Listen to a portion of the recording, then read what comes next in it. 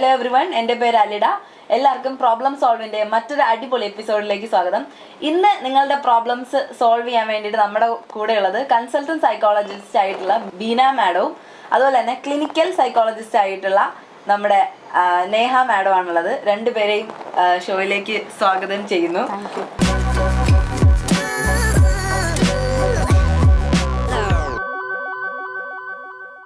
എനിക്ക് ഹൈറ്റ് പേടിയാണ്. മാറ്റാൻ വേണ്ടി ഞാൻ ഒരുപാട് ശ്രമിച്ചു. ഏറ്റവും കൂടുതൽ പ്രശ്നം പറ്റിയത് വണ്ടർലായിലേക്ക് ടൂർ പോയപ്പോഴാണ്. ഇത് കൗൺസിലിംഗ് കൊണ്ട് മാറുമോ എന്നാണ് ചോദിച്ചിരിക്കുന്നത്. ഹൈറ്റ് പേടിയുള്ള ഒരാൾ വണ്ടർലയിൽ പോയപ്പോൾ ആകെ പിടുത്തം വിട്ട്. കൗൺസിലിംഗ് അല്ല, അതിനുള്ള സൈക്കോതെറാപ്പീസ് ഉണ്ട്. നമ്മൾ നേരത്തെ ഒരു ചോദ്യത്തിൽ പറഞ്ഞിരുന്നു, സിസ്റ്റമാറ്റിക് ഡീസെൻസിറ്റൈസേഷൻ, എക്സ്പോഷർ തെറാപ്പി, അതൊക്കെ വെച്ചിട്ട് ഈസി ആയിട്ട് മാറ്റാൻ പറ്റും. ഇപ്പം പലരും പലതരത്തിലുള്ള, ഇത് ആക്ച്വലി ഫോബിയയിൽ വരുന്ന ഒരു സാധനമാണ്. അതെ, ആക്രോഫോബിയ എന്ന് പറഞ്ഞിട്ടൊരു ടേം ഉണ്ട്. അതായത് നമുക്ക് ഹൈറ്റിനോടുള്ള ഇതേപോലെ തന്നെ ഇറേഷണൽ ആയിട്ടുള്ള ഫിയർ. പക്ഷെ അത് ഒരിക്കലും നമ്മളൊരു കൊക്കയുടെ അടുത്ത് പോയിരുന്നിട്ട് അതിനോടൊരു പേടി ഉണ്ടാവുന്നത് ഒരിക്കലും ഫോബിയ അല്ല. അതല്ലാതെ അതെ, അതൊരു ഇറേഷണൽ ആയിട്ടുള്ള ഒരു കാര്യമാണ്. അത് നമുക്ക് എന്താ പറയാ, അത് നമുക്ക് റേഷണലൈസ് ചെയ്യാൻ പറ്റാൻ പാടില്ല. അപ്പം റേഷണലൈസ് ചെയ്യാൻ പറ്റുന്നില്ലെങ്കിൽ അതൊരു ഫോബിയ ആവാം. അതായത് ആക്രോഫോബിയ ആയാലും പിന്നെ വേറെ കുറെ ഫോബിയാസ് ഉണ്ട്. അതെ, സ്പെസിഫിക് ഫോബിയാസ് ഉണ്ട്. മാരേജിനോടും കമ്മിറ്റ്മെന്റ്സിനോടും ഉള്ള പേടിയുണ്ട്, ഗാമോഫോബിയ. പിന്നെ ഫിലോഫോബിയ, അതിനോടുള്ളത് ക്ലസ്ട്രോഫോബിയ.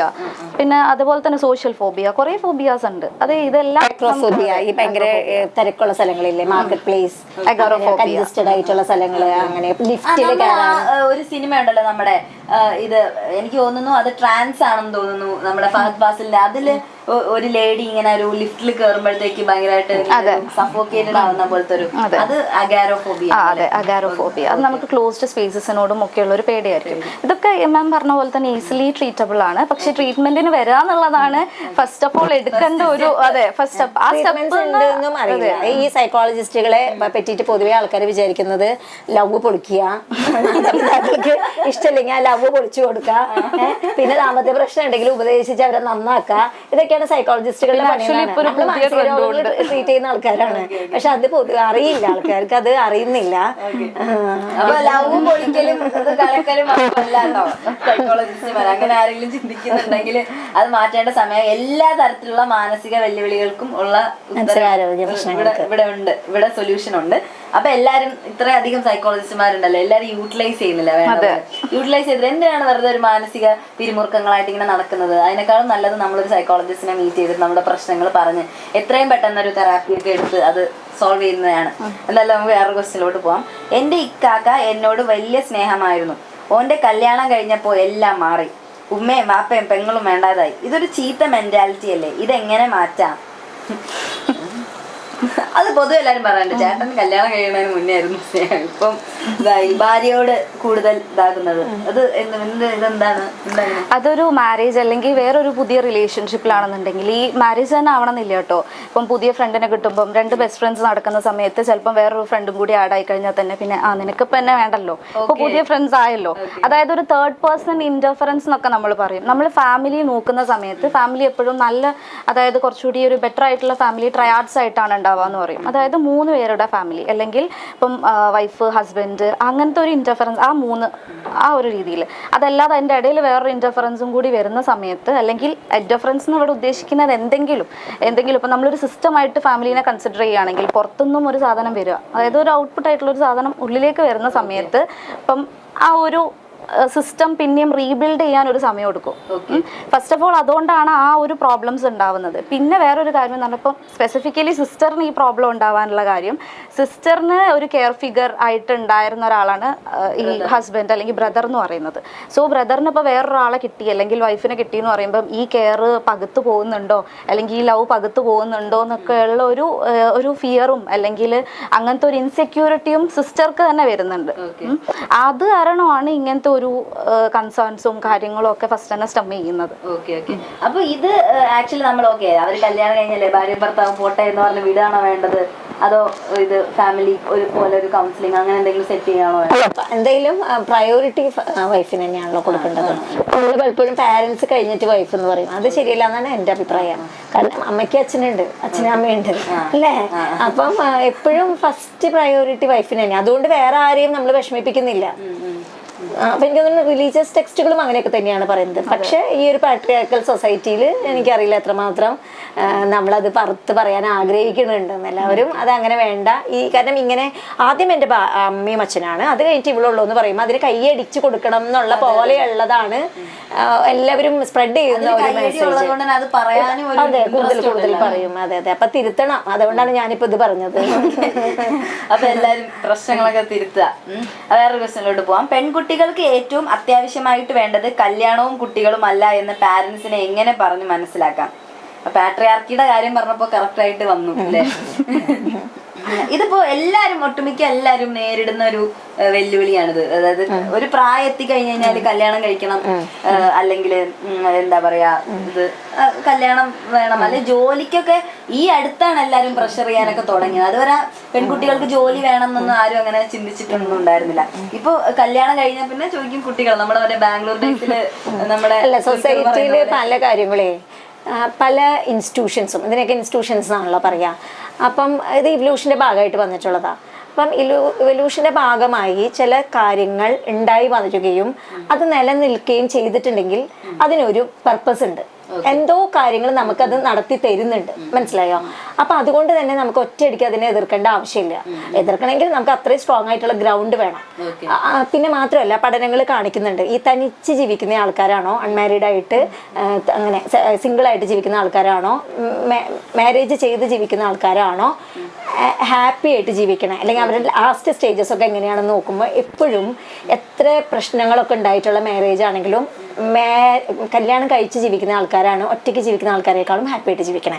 അപ്പൊ സാധാരണ രീതിയിൽ കോൺഫ്ലിക്റ്റുകൾ കുറയണല്ലോ ഒറ്റയ്ക്ക് ജീവിക്കുന്ന ആൾക്കാർക്ക്. അപ്പൊ അവരായിരിക്കണം കൂടുതൽ ഹാപ്പി ആയിരിക്കണേ. നമ്മളെ നമ്മൾ ഫൈനലി ആഗ്രഹിക്കണേ ഹാപ്പി ആയിട്ട് ജീവിക്കണം, മരിക്കണം, അല്ലേ? അപ്പൊ ഈ ഇപ്പൊ ചെയ്യുന്ന എഫേർട്ടുകൾ കൊണ്ട് ഹാപ്പിനെസ് ഉണ്ടാവണമെങ്കിൽ പിന്നെ എന്താ കാര്യമുള്ളത്? അപ്പൊ അതുകൊണ്ട് കുട്ടി മാരേജ് എന്നുള്ളത് സമൂഹം തരുന്ന ഒരു ബാധ്യതയായിട്ട് കരുതേണ്ട കാര്യമില്ല. പക്ഷെ നമുക്ക് ഇങ്ങനെ പറയാം, നമുക്ക് കൃത്യമായിട്ട് ഒരു കാര്യം അതിനുണ്ടെങ്കിൽ നമുക്കത് പറയാവുന്നതാണ്. ഞാൻ ഇങ്ങനെയാണ് ഉദ്ദേശിക്കണത്, ഇങ്ങനെ ഒരു പ്ലാൻ എനിക്ക് ലൈഫിനുണ്ട്, അപ്പൊ അതുകൊണ്ട് ഇത് കുറച്ച് ഡിലേഡ് ആക്കി കഴിഞ്ഞാൽ അത് നന്നായിരിക്കും എന്നുള്ളത് ഒരുമിച്ചിരുന്നുള്ള ഒരു ചർച്ചയിൽ കൂടെ എഫക്റ്റീവ് ആയിട്ടുള്ള കമ്മ്യൂണിക്കേഷൻസിൽ നമുക്ക് ഏത് കാര്യവും ആൾക്കാരെ പറഞ്ഞ് ബോധ്യപ്പെടുത്താൻ പറ്റും. പക്ഷെ അതിനപ്പുറത്തേക്ക് നിങ്ങൾക്ക് അതൊന്നും മനസ്സിലാവില്ല, ഞങ്ങളൊക്കെ പഴയ ആൾക്കാരല്ലേ എന്നുള്ള രീതിയിൽ പറഞ്ഞു കഴിഞ്ഞാൽ അവരും സമ്മതിച്ചൊന്നും തരില്ല.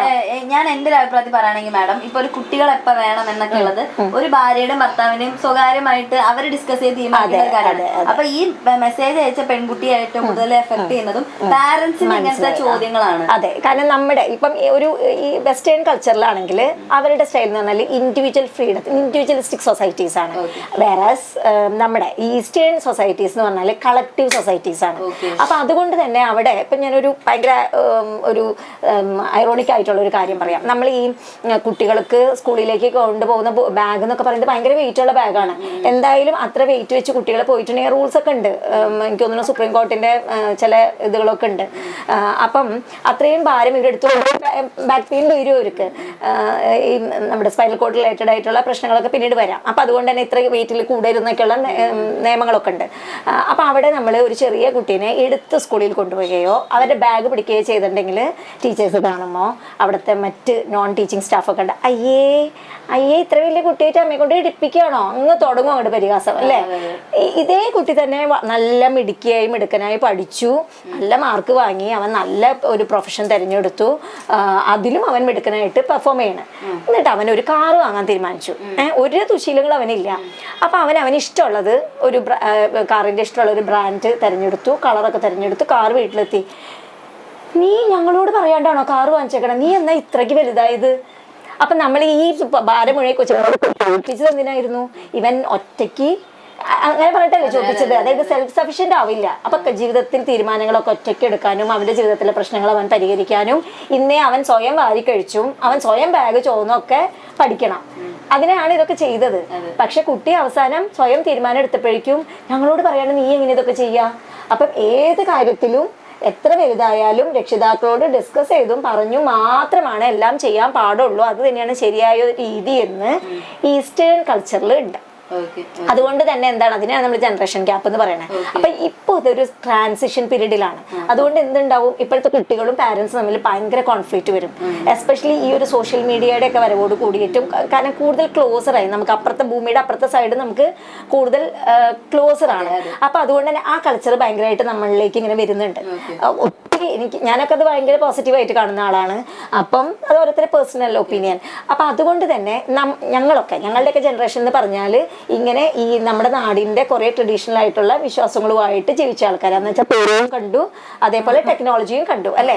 പക്ഷെ സ്വാഭാവികമായിട്ടും നമുക്ക് ഇങ്ങനെ കോഹാബിറ്റേഷൻ അല്ലെങ്കിൽ ലിവിങ് ടുഗദർ ഇതൊന്നും നമ്മുടെ പാരന്റ്സിന് അല്ലെങ്കിൽ നമുക്ക് പരിചയമില്ല. അപ്പൊ നമ്മുടെ മക്കള് ഇപ്പൊ നമ്മളൊന്നും ഒരിക്കലും എന്നെ അവൻ പ്രപ്പോസ് ചെയ്തു എന്നൊന്നും പോയി പറഞ്ഞിട്ടൊന്നുമില്ല. അതൊന്നും നമുക്ക് ചിന്തിക്കാൻ പറ്റുന്ന കാര്യമല്ല. പക്ഷെ ഇന്നത്തെ കുട്ടികൾ വളരെ കൂളായിട്ട് ഞാൻ റിലേഷൻഷിപ്പിലാണ്, ഐ മീൻ റിലേഷൻഷിപ്പ് പ്രപ്പോസ് ചെയ്തു എന്നൊക്കെ പറഞ്ഞിട്ട് കാണുമല്ലേ. അപ്പം ഇത് കണ്ട് വളരാത്ത നമുക്ക് ഇങ്ങനെ കുട്ടികൾ വന്ന് പറയുന്ന സമയത്ത് ഇതിലെ പ്രശ്നങ്ങൾ വരുമ്പോൾ എങ്ങനെ ഹാൻഡിൽ ചെയ്യണം, കൂടെ നിൽക്കണോ, മാറി നിൽക്കണോ, എതിർക്കണോ, അടിക്കണോ, പിടിക്കണോ ഒന്നും അറിഞ്ഞൂടാ.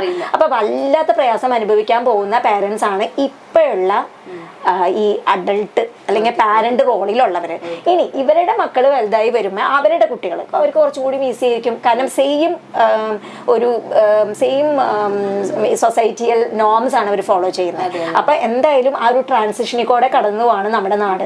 അതുകൊണ്ട് അതിന്റെ ഒരുപാട് പ്രശ്നങ്ങളുണ്ടാവും. അതുകൊണ്ട് തന്നെ സൈക്കോളജിസ്റ്റുകൾക്കൊക്കെ നല്ല പണിയും ഉണ്ടാവും. ഒരു ചെറിയ ഇടവേളയ്ക്ക് ശേഷം തിരിച്ചു വരാം.